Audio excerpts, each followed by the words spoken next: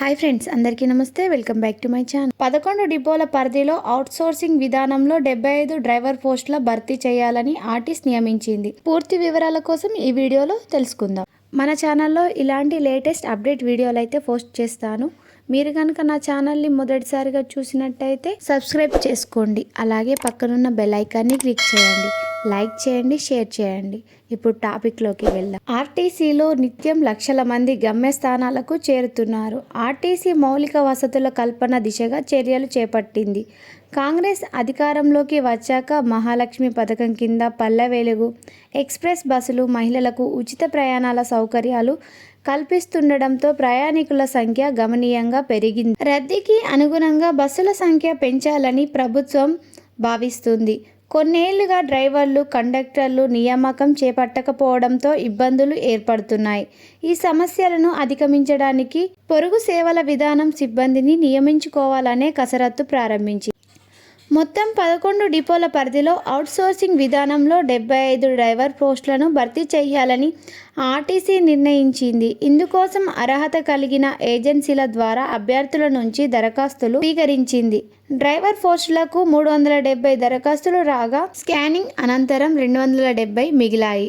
వీరికి 2 డిప్యూటీ ఆర్ఎంలతో కూడిన committee driving టెస్టులు, ఇతర పరీక్షలు నిర్వహించి అర్హతను ఎంపిక చేయనున్నారు.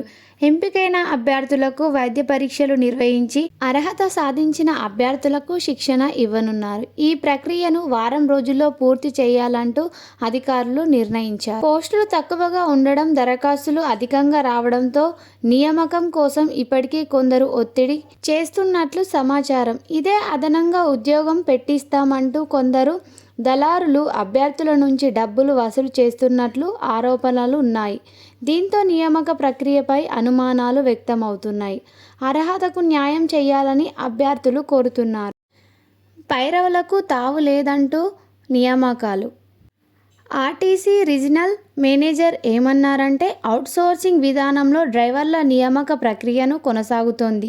ఇప్పటికే వచ్చిన దరఖాస్తులను పరిశీలించాము. వడబోత నిర్ణయించి అర్హతల జాబితా తయారు చేశాము.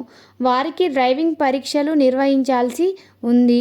వారంలో నియామక ప్రక్రియను పూర్తి చేయాలని భావిస్తున్నాము. పైరవులకు తావు లేదంటూ ఈ ప్రక్రియను సజావుగా నిర్ణయిస్తున్నామని అన్నారు. ఆయన మాటల్లో కరీంనగర్ రీజియన్లో 11 డిపోలు ఉన్నాయి. కరీంనగర్లో 1, హుస్నాబాద్లో 2, జగిత్యాల్, కొరుట్ల, మెట్పల్లి, సిరిసిల్ల, వేములవాడ, గోదావరిఖని, హుజురాబాద్, మంథని డిపోల పరిధిలో సొంత బస్సులు 471 ఉండగా అద్దెకు తీసుకొచ్చినవి 423 నడుస్తున్నాయి.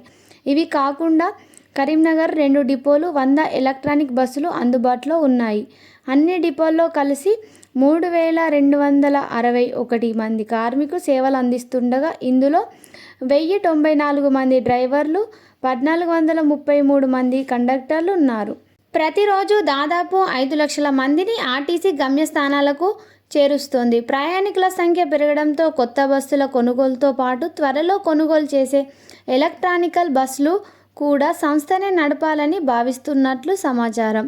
మరోవైపు ఇప్పటికే కరీంనగర్ 2 డిపోలు ప్రైవేట్ సంస్థకు చెందిన ఎలక్ట్రానిక్ బస్సులు నడుస్తుండటంతో తాజాగా పొరుగు సేవల విధానంలో డ్రైవర్ పోస్టుల భర్తీ చేస్తుండటంతో ఆర్టీసీ ప్రైవేట్ పరంగా చేసే దిశగా ఆర్టీసీలో 75 డ్రైవర్ పోస్టుల భర్తీ చేయాలనైతే నిర్వహించారు. మరి ఈ పోస్టులకు మీరు అర్హులైతే వెంటనే వెళ్ళి ఈ అవకాశాన్ని సద్వినియోగం చేసుకోండి. మీరు కనుక నా ఛానల్ని మొదటిసారిగా చూసినట్టయితే ఇప్పుడే సబ్స్క్రైబ్ చేసుకోండి. Thank you for watching.